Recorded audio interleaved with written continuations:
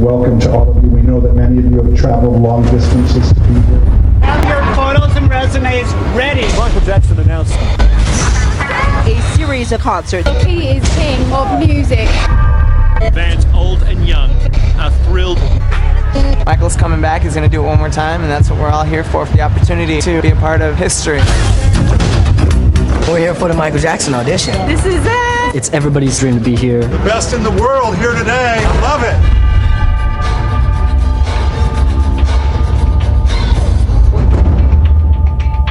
In 2, 2, 3, 4, and 5. Hit the 6 or the 8. Circle 2, 3, 4. 106, step forward. I'm afraid the sprinklers are going to go off. 278, step forward. We made the call back. Devin Jameson. Nakia Cox.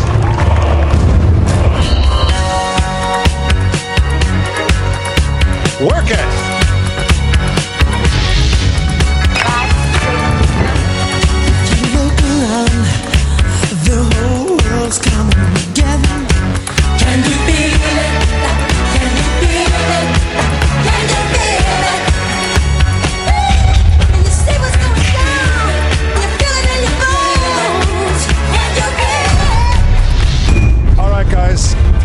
Not announced, you will be excused.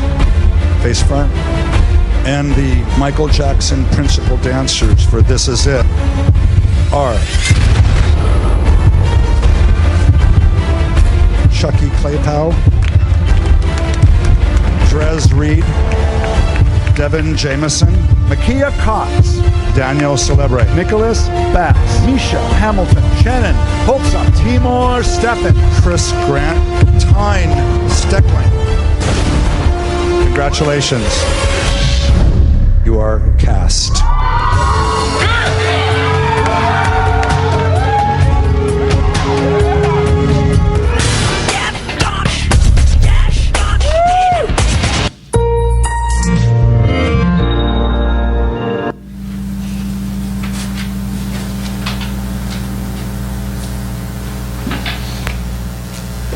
Gracias.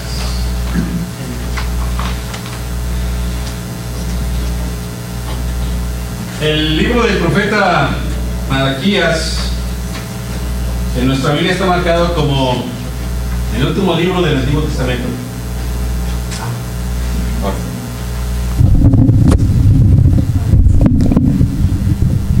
¿Rebobino todo o así ya? Ah, ok. Bueno, entonces rebobinamos todo. Bien. Bueno, el libro del profeta Malaquías es el último libro del Antiguo Testamento. Marca la separación, marca el final del antiguo pacto de Dios con su pueblo Israel. Es un libro corto.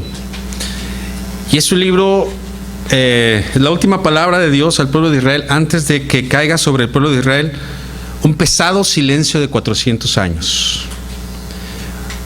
No hubo profeta en Israel después de Malaquías y antes de Juan el Bautista. 400 años en Israel. Silencio pesado. No es el único silencio de 400 años que se menciona en la Biblia. Cuando Israel estuvo cautivo en Egipto, también estuvo cautivo 400 años, desde que entra Jacob y sus hijos a Egipto, y cuando son liberados por Moisés también pasa un periodo de 400 años. Pero ese periodo no se marca tan drásticamente como este periodo de 400 años. Según algunos autores, ningún padre judío podría llamarle a su hijo Malaquías, porque el nombre de Malaquías significa mi siervo, mi enviado, mi mensajero, mi ángel. Entonces un escritor llamado H.L. Ellison, que es un estudioso judío que se convirtió al cristianismo, él dice: es muy improbable que un padre judío le haya puesto este nombre a uno de sus hijos. Más que un nombre, es un título que se le da a alguien. En el mismo libro de Malaquías, en el capítulo 3, versículo 1, dice: he aquí envío a mi mensajero, dando a entender las mismas palabras con las que el título del libro está escrito, mi mensajero.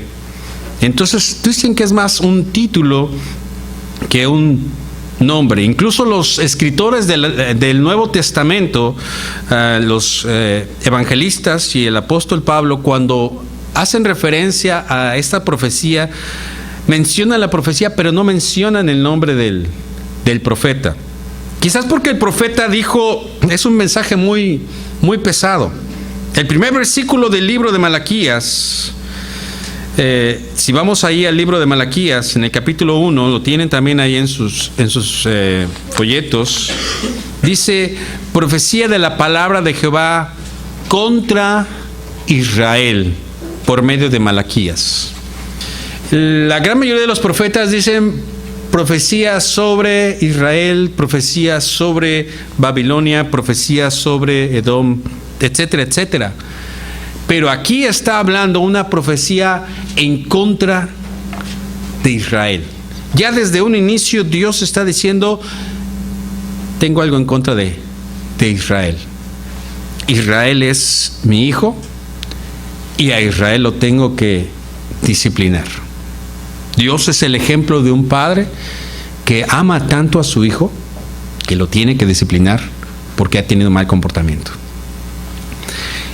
Y en este momento la palabra que se traduce como profecía, generalmente la palabra que se traducía como profecía en el Antiguo Testamento es la palabra hebrea nebúa, que viene de la raíz nabi, que quiere decir profeta. Y eso lo vemos en 2 de Crónicas 9:29, en 2 de Crónicas 15:8, cuando viene el profeta Natán y habla profecía contra el rey David. En Nehemías 6:12 también viene algún profeta a hablar a Nehemías, ¿sí? Pero la palabra que viene aquí en este primer versículo del libro de Malaquías no es la palabra nebúa, es la palabra masá. ¿Qué quiere decir esta palabra hebrea masá con doble S? Significa una carga pesada, que es la que llevaban los animales de carga en aquel entonces, o es la que llevaba la gente cuando se hacía una mudanza. Una mudanza de una casa a la otra no es sencilla, es una carga pesada. Y esta palabra, masá, es una palabra que popularizó el profeta Isaías, en Isaías 13:1, en Isaías 14:28, en Isaías 15:1 y a todo lo largo de la profecía de Isaías. La palabra que utiliza Isaías en contra de Israel no es profecía de Dios, sino es una carga que Dios tiene en contra de Israel. Y lo mismo usó Jeremías en Jeremías 23, y Habacuc y Zacarías y todos los profetas después de Isaías empezaron a usar esta palabra masá para decir, Dios tiene algo que decirte y no es algo sencillo, es una carga que tiene contra ti, una carga, la palabra de Jehová contra Israel por medio del mensajero. Es tan pesado el mensaje que tiene que decir Malaquías que él prefiere ocultar su nombre. Él prefiere decir, soy nada más un mensajero, soy el mensajero de Dios. Y por eso los escritores del Nuevo Testamento parece que respetan esta decisión de Malaquías de decir, no vamos a mencionar su nombre, simplemente vamos a referirnos a lo que él dijo sobre lo que Dios habló sobre el mensajero, sobre el tema que Dios quiere enviarnos. Y Dios empieza a hablar en contra de Israel. Fíjense cómo empieza su profecía en contra de Israel. El versículo 2 dice 4 palabras. ¿Cuáles son esas 4 palabras que dice Dios? Yo os he amado. Y es impresionante cómo Dios va a empezar un regaño, va a empezar un castigo, va a empezar una disciplina contra el pueblo de Israel, haciéndole ver que le ama. Como un buen padre cuando va a disciplinar a su hijo, como una buena madre cuando va a castigar a su hijo, lo primero que le tenemos que hacer entender al hijo, a la hija, es que le amamos profundamente. Es que a pesar de cómo se ha portado, es que a pesar de lo que ha hecho, tenemos que mostrarle nuestro amor. No hay otra palabra más tierna, más amable, más sincera de parte de Dios que Él nos dice que nos ama. Y cuando tu hijo o tu hija se porte mal y lo tengas que disciplinar, dile, hijo, hija, te amo. te amo de tal manera que tengo que hacer esto para que no sigas por un mal camino. Y es lo primero que hace Dios: mostrarnos su amor, mostrarnos su compasión, mostrarnos su misericordia. Pero hay algo en Israel que lo hace reaccionar de una manera incorrecta. Veíamos en la clase que el pueblo de Israel había regresado del cautiverio de 70 años, habían empezado la reconstrucción del templo, la habían detenido durante 16 años, no reconstruyeron nada del templo. Vino el profeta Ageo, vino el profeta Zacarías y les dijeron: es tiempo de que retomen la construcción del templo, de que terminen la edificación del templo, y cuando la terminen, la gloria de Dios se va a manifestar en medio de ustedes. Entonces ellos, con ánimo pronto, con ganas, con mucho entusiasmo, retomaron la reconstrucción del templo y lo terminaron y empezaron a hacer los sacrificios. Y cuando ellos hicieron los sacrificios, dijeron: ahora sí, la bendición de Dios va a ser sobre nosotros, vamos a tener a Dios de nuestra parte, vamos a volver a ser aquella nación gloriosa, aquella nación poderosa que fue alguna vez con el rey David. Y vamos a volver a reconquistar a nuestros enemigos y a reconquistar los territorios y a tener abundancia de pan y abundancia de trigo y abundancia de leche y abundancia de vino. Y así lo pensaron el primer año, y así lo pensaron el segundo año, y así lo pensaron el tercer año, y empezaron a ver que no tenían esa bendición que ellos habían soñado. Empezaron a ver que tenían problemas económicos, empezaron a ver que tenían problemas en contra de sus enemigos, de derrotas, de escasez, problemas entre ellos mismos, y se empezaron a desanimar, y empezó a surgir la apatía en medio del pueblo de Dios. Y ellos empiezan a ver sus problemas, empiezan a ver sus calamidades, y ellos dicen: no, Dios no nos ama. Dios no nos ama porque no nos cumple lo que nos promete. Y muchas veces como papás hemos cometido ese error. Queremos hacer con nuestros hijos un contrato. En vez de tener un compañerismo, en vez de tener una comunión, hacemos con nuestros hijos un contrato. Si te portas bien, te doy un dulce. O si te portas bien, te doy $5. O si me arreglas tu cuarto, te doy $10. Si me lavas el carro, te doy $10. Y entonces, para el hijo viene a ser más importante la recompensa que el amor a los padres, que la honra a los padres. Para los hijos viene a ser más importante lo que yo voy a obtener que lo que le puedo mostrar de amor, de respeto y de obediencia a mis padres. Y ese mismo ejemplo se traslada a la vida espiritual. Como Dios me ha prometido bendiciones, como Dios me ha prometido vida eterna, como Dios me ha prometido librarme de mis enemigos, cuando no lo hace, me enojo contra Dios. Cuando no lo cumple, no me ama. Cuando no me da lo que le pido, dejo de adorarle. Y eso es exactamente lo que el pueblo de Israel estaba haciendo en ese momento. Como tú, Señor, no nos das lo que nos prometiste, como no vemos tu gloria que tú prometiste que nos ibas a dar cuando termináramos de construir este templo, entonces, ¿sabes qué? Te corto mis diezmos, ya no te doy mi ofrenda, y lo que te ofrezco te lo doy de una manera mediocre. Y ellos empezaban a ofrecer sacrificios mediocres, animales enfermos, animales cojos, lo peor de lo peor. Cuando Dios les había dicho: de sus animales engordados me dan lo escogido de ellos, y de entre ellos van a ser todavía una limpia. Dios quería lo mejor de lo mejor, porque Él, Dios mismo, había dado ¿qué? Lo mejor. Dios había dado al pueblo de Israel lo mejor. Israel dice: ¿en qué nos amaste, Señor? ¿En qué nos demuestras tu amor?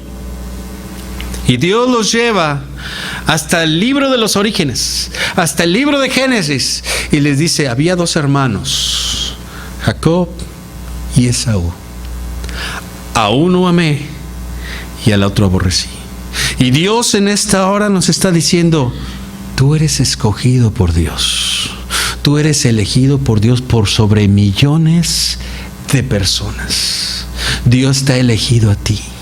La doctrina de la elección de Dios es una doctrina que puede ser una carga, que puede ser una doctrina pesada. Es una doctrina que está en la Biblia y es una doctrina que nos muestra la soberanía de Dios. Él es capaz y Él tiene toda la autoridad para decidir a quién elige y a quién no elige. Y tú y yo y nosotros hemos sido elegidos por Dios para salvación. Hemos sido puestos por Dios por encima de muchas personas para salvación. ¿No te da eso gozo? ¿Y no te da eso también temor delante de Dios? ¿Y no te impulsa eso a decir, Señor, ahora sí te voy a obedecer? Porque tú me has elegido, porque tú me has mostrado tu amor. Pero Israel no lo veía así. Israel decía, es que tú dices que me amas, pero no me das lo que te pido. Tú dices que me amas y no me has dado la legalidad. Tú dices que me amas y no me has dado la casa que te he pedido. Tú dices que me amas y mira a mis hijos cómo son de desobedientes. Tú dices que me amas y mira a mis padres cómo son conmigo. Tú dices que me amas y mira, no puedo subir mis calificaciones en la escuela. Tú dices que me amas y no tengo la promoción en el trabajo. Etcétera, etcétera, etcétera. Y reclamamos y le decimos, Señor, tú no me amas. Y el Señor te dice, sí te amo. Tan te amo que te he elegido a ti. Tan te amo que he puesto mi mirada en ti por encima de muchas otras personas. No puedes decir que no te amo. Entonces Dios le dice a Jacob, yo te he amado por encima de Esaú. Y decimos, bueno, es que ¿cómo es posible que Dios le diga a Israel que lo amó si lo llevó cautivo con los babilonios, si perdieron contra los asirios, si después vino la cautividad con los griegos y después otra vez fueron sometidos por los romanos? ¿Cómo puede Dios decir a los judíos que les ama si tuvieron derrota tras derrota tras derrota? Y es que Dios estaba llamando la atención de Israel para acercarse a Él. La reacción de Israel no había sido la correcta. Imagínate que tú disciplinas a tu hijo o a tu hija, le das una nalgada que se la merece y tu hijo se voltea y te dice, te odio porque me pegaste, no me amas y aparte te escupe. ¿Es una reacción correcta? ¿Sería una reacción correcta de parte de nuestros hijos? No. ¿Qué llevaría esa reacción? Una corrección más fuerte, ¿verdad? Es lo que hizo Dios con Israel. Israel era amado por Dios y Dios le daba una nalgadita. A Israel reaccionaba mal. Y tuvo que darle una nalgada más fuerte. E Israel volvió a reaccionar mal. Y le tuvo que dar ya no una, sino 2 nalgadas fuertes. E Israel volvió a reaccionar mal. Dios tenía que estar disciplinando a Israel hasta que Israel entendiera que ellos tenían que volverse a Dios. Hasta que Israel entendiera que era Dios el que los disciplinaba y hasta que Israel se arrepintiera de sus pecados. Cosa que no pasó con Esaú. Esaú, él creó su propia nación, los edomitas. Y cuando Israel es llevado cautivo a Babilonia, el pueblo de Edom, que son los descendientes de Esaú, se alegran y ellos facilitan la cautividad de Israel. Y ellos dicen, sí, que se los lleven. Y que se los lleven y que abandonen su tierra. Y cuando Israel es llevado cautivo, cuando Israel es llevado prisionero, entonces los edomitas no tienen otra cosa más que llegar a las ciudades abandonadas y ocuparlas y decir, hemos extendido nuestro territorio, ya se llevaron a los que nos estorbaban.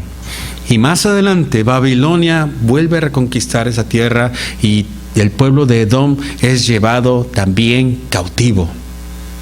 La gran diferencia es que Israel, después de 70 años, es regresado. Esa es otra muestra de amor de parte de Dios hacia Israel.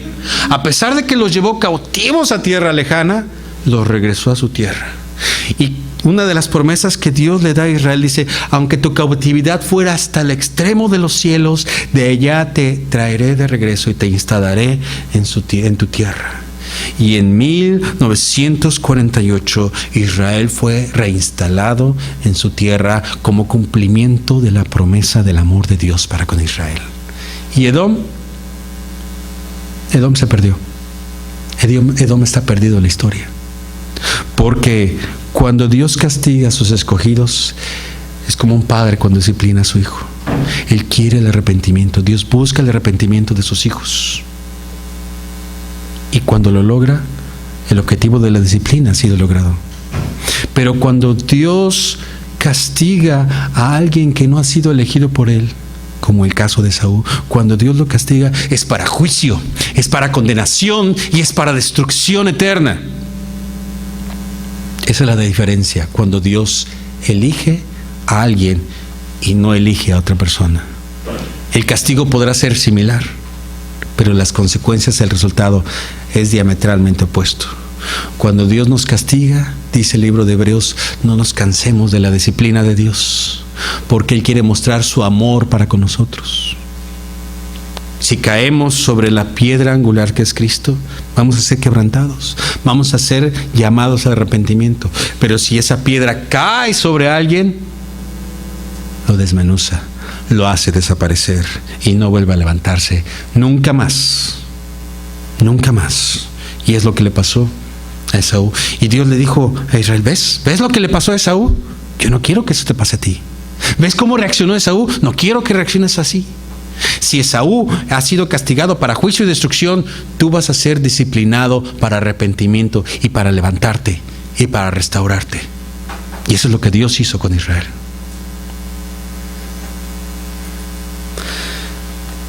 Vimos aquí a un grupo de bailarines que estaban participando para ser nombrados ellos el ballet de Michael Jackson.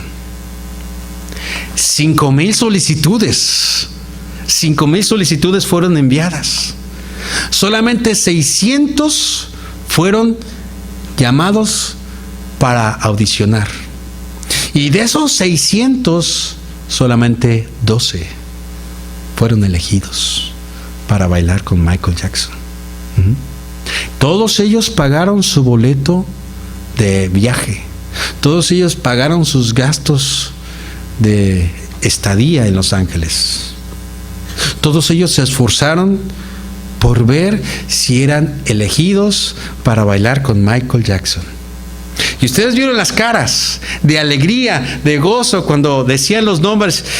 ¿Cómo se hubieran sentido ustedes si les dicen: ustedes han sido elegidos para bailar junto con Michael Jackson y su serie de 50 conciertos alrededor del mundo? ¿Quién no hubiera brincado? ¿Quién no se hubiera alegrado? Cualquiera, si nos dicen: vas a bailar con Michael Jackson. Y después de que habían sido nombrados, después de que habían sido elegidos, para ellos no les importó los desvelos, no les importó el cansancio, no les importó si en los ensayos se lastimaban. Ellos se iban a levantar porque querían seguir ensayando. No les importó si se enfermaban. Ellos querían participar junto con Michael Jackson. No les importó incluso si el coreógrafo principal los regañaba y les insultaba. Ellos ya habían sido elegidos para bailar con Michael Jackson. Tú y yo no hemos sido elegidos por Michael Jackson. No hemos sido elegidos tú y yo por Barack Obama para gobernar Estados Unidos. Tú y yo no hemos sido elegidos por Bill Gates para trabajar para él, que a lo mejor nos gustaría. Tú y yo ni siquiera hemos sido elegidos por Billy Graham para predicar junto con él. Tú y yo hemos sido elegidos por el Señor Jesucristo, el Rey de Reyes y el Señor de Señores, para ser coherederos con Cristo y herederos de Dios. El mismo trato que Dios le va a dar a Cristo te lo va a dar a ti y me lo va a dar a mí. ¿Y qué hicimos para merecer esa elección de parte de Dios? Nada. No hemos hecho nada. Simplemente porque Dios nos ama. Simplemente porque Él dice: con amor eterno te he amado, por eso te extiendo mi misericordia. Señor, ¿qué viste tú en mí? ¿Qué viste tú en nosotros? No lo sé, pero Señor, gracias por haberme elegido. Gracias por haberme rescatado. Gracias porque yo no he hecho nada para salvarme. Tú lo has hecho todo. Tú entregaste a tu Hijo Jesucristo por propiciación de mis pecados. Y tú has querido salvarme. Tú has querido limpiarme. Y que yo reaccione mal ante ti, Señor. Que yo todavía dude de tu amor, Señor. Ni pensarlo. Ni pensarlo. Porque tú has sido elegido por Dios y tú me has elegido a mí, Señor. No me van a importar los desvelos, no me van a importar los cansancios, no me van a importar incluso los regaños, no me va a importar a veces dar de mi dinero con tal de cumplir la comisión que tú has puesto en mí. Porque Dios nos ha elegido a nosotros para ser sus ojos. Dios nos ha elegido a nosotros para ser sus oídos. Dios nos ha elegido para ser sus manos. Dios nos ha elegido para ser sus pies. Dios nos ha elegido para ser su boca en medio de un mundo que se muere en el pecado y que va directamente a la maldad, y que Él quiere que cada uno de nosotros cumplamos el propósito por el cual Dios nos ha elegido, para hacer luz y para hacer sal a las naciones. ¿Cuántos de nosotros realmente le diremos, como dijo el profeta Isaías: heme aquí, Señor, envíame a mí?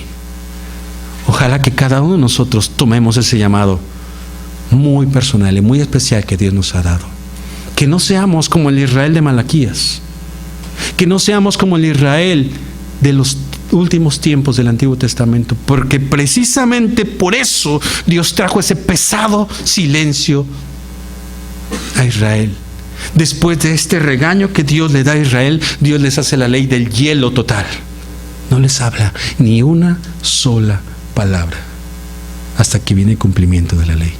Ojalá que nunca lleguemos a ese extremo de que Dios cierre los cielos, de que Dios cierre su boca y que guarde silencio por nuestro mal comportamiento, sino que siempre estemos dispuestos a decirle: Señor, aquí estoy, un día más, yo quiero cumplir el llamado que tú me has dado, ese amoroso llamado que tú me has dado.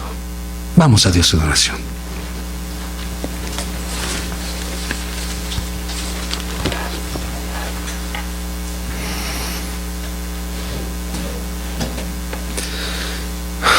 Amantísimo Dios y buen Padre, cuántas gracias te damos porque tú nos has amado, porque tú nos has elegido. ¿Cómo podemos agradecerte, Señor, el ser parte de tu pueblo, el ser parte de tu familia, Señor? La vida misma no nos alcanzaría para agradecerte, Señor, todo lo que tú nos has hecho, todo lo que tú has hecho por nosotros. Y queremos, Señor, en esta hora alabarte y glorificarte y decirte: Señor, estamos dispuestos a ir para cumplir tus mandamientos, para cumplir esa gran comisión. Y te ruego, Padre, que tú limpies nuestros corazones, que limpies nuestra mente, que limpies nuestros labios, Señor. Que si es necesario sufrir por ti, que sea para honra y gloria tuya. Aquí estamos, Señor. Que seamos capaces de decir como Job: aunque tú me matares, Señor, en ti esperaré y en ti pondremos nuestra confianza. Tú que nos has hecho y no nosotros a nosotros mismos, como leíamos en el Salmo 100. A ti alabaremos de todo corazón, con toda alegría y con toda sencillez de corazón. Y si hay alguien en este lugar que nunca ha hecho una decisión por Cristo y que ha escuchado el llamado de Dios, hoy es el momento en el cual tú puedes ser salvo. Tú puedes formar parte de ese pueblo de Dios. Dios te está llamando en este lugar. Dios te está llamando en esta hora. Y Dios quiere que hoy formes parte de sus elegidos. ¿Querrás hoy tomar este paso de fe y ser de los elegidos del Señor? Permíteme ver tu mano. Y con eso tú estarás diciendo: Señor, hoy quiero ser parte de tu pueblo. gracias a Dios puedo ver tu mano. Alguien más que quiera decir, Señor, hoy quiero ser parte de tu pueblo. Hoy el Señor está diciendo, he aquí, yo estoy a la puerta y llamo. Si alguno oye mi voz y abre la puerta, entraré a él y cenaré con él y él conmigo. Hoy es el día de salvación. Habrá a una persona más que quiera decir, hoy, Señor, quiero ser parte de tu pueblo. Si hay alguien en un futuro que llegue a ver este video y que quiere aceptar a Cristo en su corazón, hoy es el día de la salvación. Y en este momento tú puedes decirle al Señor, Señor, entra a mi vida, entra a mi corazón, perdona mis pecados, sé el Señor de mi vida. Hoy quiero hacer tu voluntad. Señor, te doy gracias por esta elección valiente. Señor, te doy gracias por este corazón que ha estado dispuesto a entregarse delante de ti. Yo te ruego, Padre, que esta decisión sea firme y que podamos ver fruto que te glorifique, fruto que te llene de gozo, Señor. Gracias te doy por todo lo que tú has hecho en medio de la iglesia Génesis. Y yo te ruego, Padre, que esta palabra sea prosperada por ti y que no regrese a ti vacía, sino que haga todo aquello para la cual tú la enviaste. Gracias te doy en el nombre de Cristo Jesús. Amén.